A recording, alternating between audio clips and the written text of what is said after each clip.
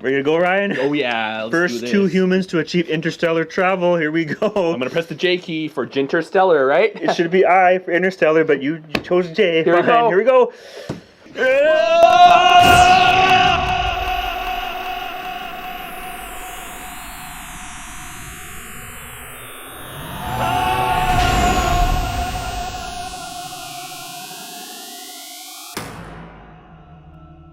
Holy cow, Ryan. You actually did it. We're alive and we're in like interstellar space. It's amazing. I mean, just look around. All I see is black. Is it noon? Oh, it's noon.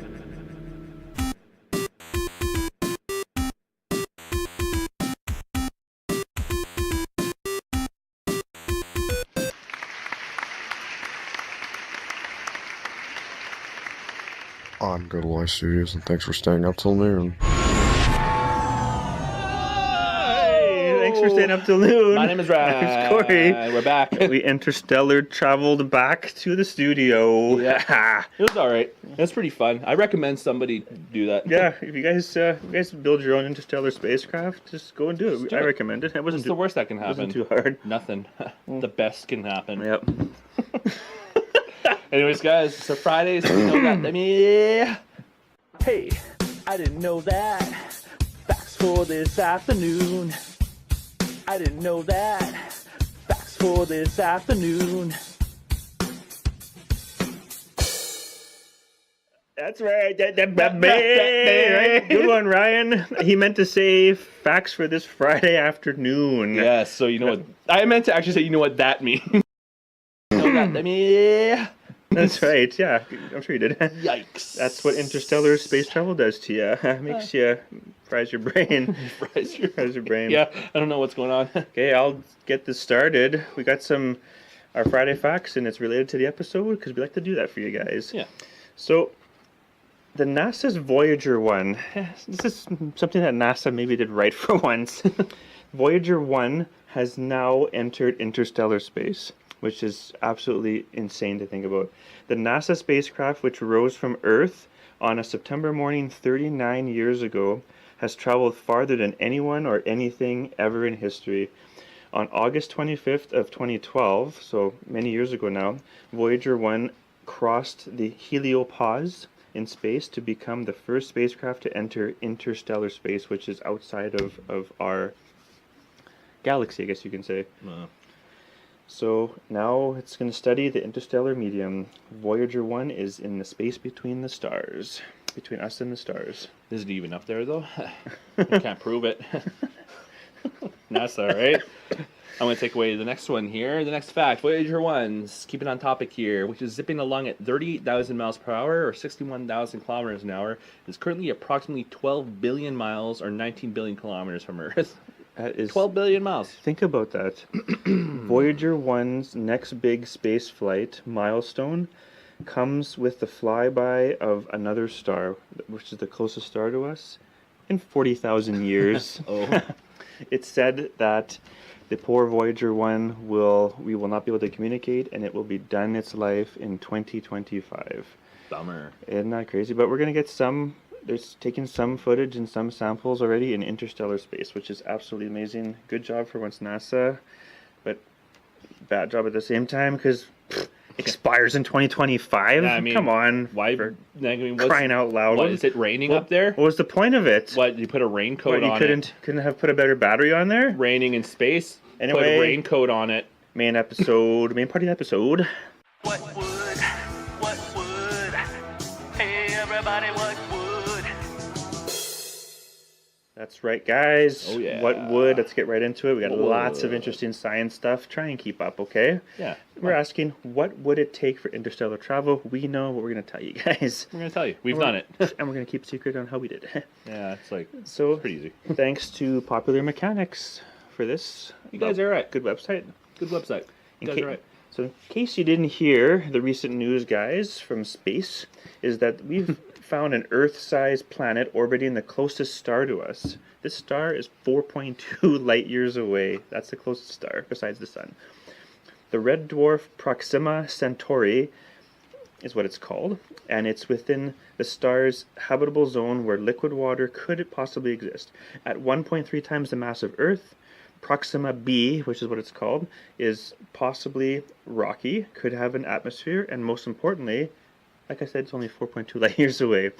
In other words, the closest planet to us that doesn't orbit the sun could possibly potentially harbor life. So how can we get there to find out? Well, there is a new research proposal about every decade that takes a good look at the possibility of sending a spacecraft to another star. And physicists have been seriously pondering this problem since the 1950s. So if we assume widespread international cooperation, so everybody stops fighting and actually works together, Nope. there are a number of ways we could send a probe to our closest neighbor star with existing technology, possibly even reaching that new planet within our lifetimes. That's mind-boggling, which is probably not our lifetimes, but you never know. Yeah. So what would it take for interstellar travel? Well, the A-bomb will get us there. That's a good one.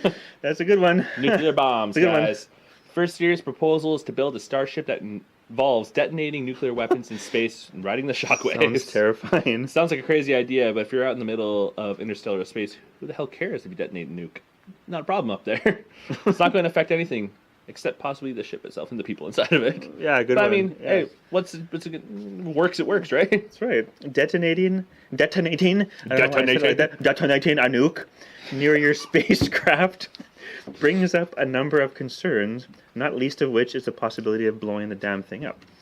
The idea is that you wouldn't set it off right near this craft. According to the article from Popular Mechanics, you would basically have a long spacecraft, and attached to the back of it would be a large pusher plate. I mean, come on, guys. Like, It's pretty what are you simple, man. scribbling this on a freaking piece of paper? Like, Yeah. oh, it's going to have a plate in the back. You would want it to be fairly large so that you can capture a significant chunk of the shock wave and capture all those particles to propel you forward. Let's figure out how that would work. Well, as dangerous as it sounds, nuclear pulse propulsion, hypothetically, could be used to carry humans on board. I love the word of it. I love the word of it. I love the name of it. Like the word of it. Nuclear pulse propulsion. If you build it like a giant spring, basically, They will come. If you build it like a giant spring, they will interstellar travel. You could cushion the blow of the impact so that the spacecraft wasn't jerking forward too uncontrollably, making it a smoother ride. Human cargo does complicate things, though, since you can't accelerate too fast without killing the passengers. Yeah, how would you figure that out, NASA? Yeah, figure that out, NASA. Jeez. Spend your money on that. How to not blow up humans. The good thing, not bad. Huh? The good thing about nukes, or bad, depending on your perspective, is unlike other interstellar ideas, we already have the fuel source. We're hiding nukes, hey? We're looking for weapons of mass destruction, Yeah, all and over the we world. also know how to use it. Yeah, like, exactly. We've blown up people before. Yeah, like you said, humans have gotten quite good at producing them, and we've tested them. We have them laying around, and they're probably better used in space. Or are they? I forget I said that. What about photonic propulsion, Man, guys? you're throwing all these What about that one? ass words out. What about photonic propulsion? Let's just carry on, right?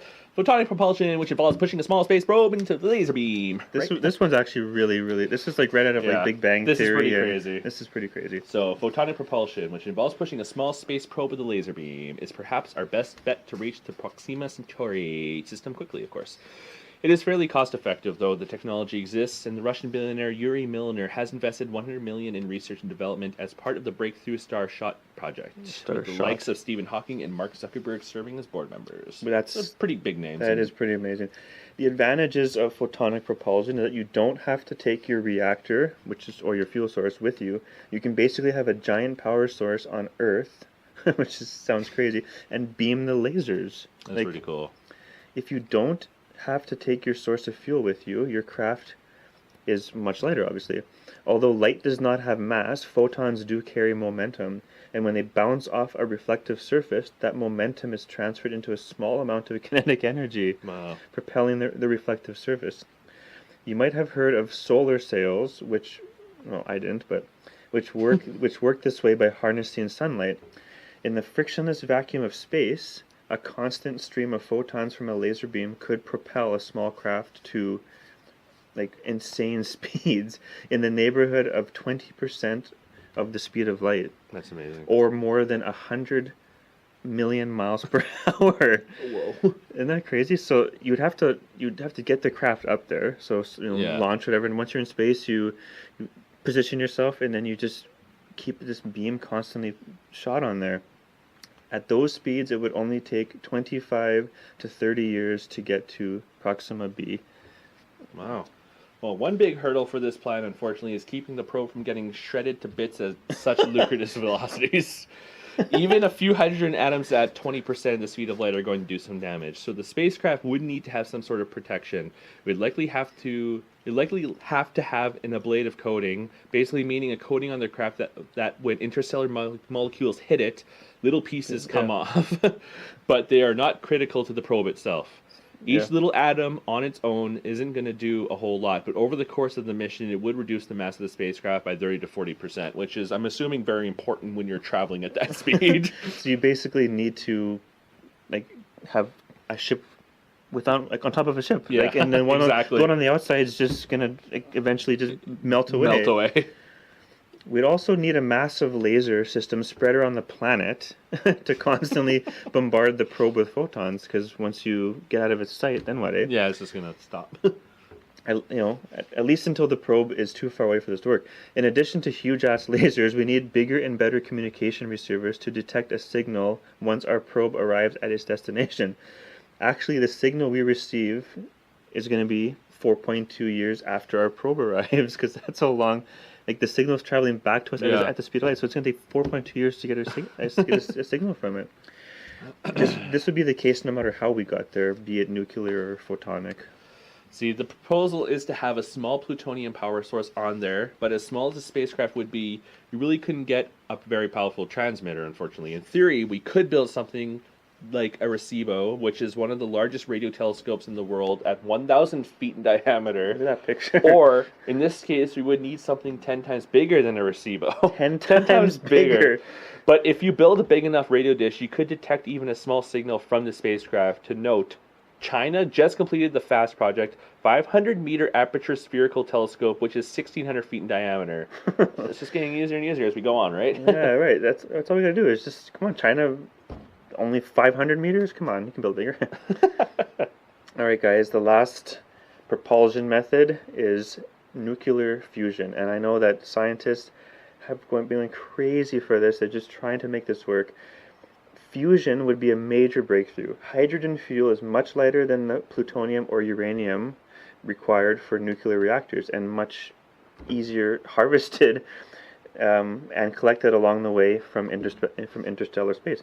If you can do fusion, you're actually combining two hydrogen atoms and getting energy out of it. That's an even more energy-dense fuel source. Yeah. There are ideas to have a large electromagnetic funnel on the front of your spacecraft.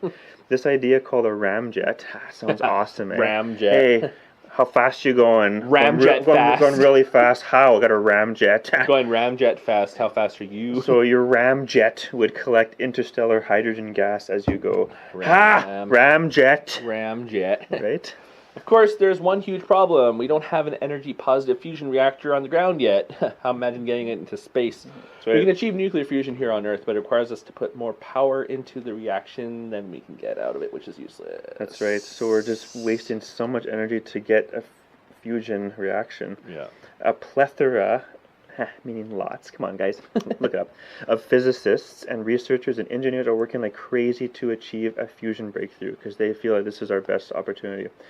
But not just to travel to the stars, but because harnessed nuclear fusion would be a wonder source of clean energy on Earth. If we were able to develop the technology, it wouldn't be that hard to turn a fusion reactor into a propulsion engine. Yeah.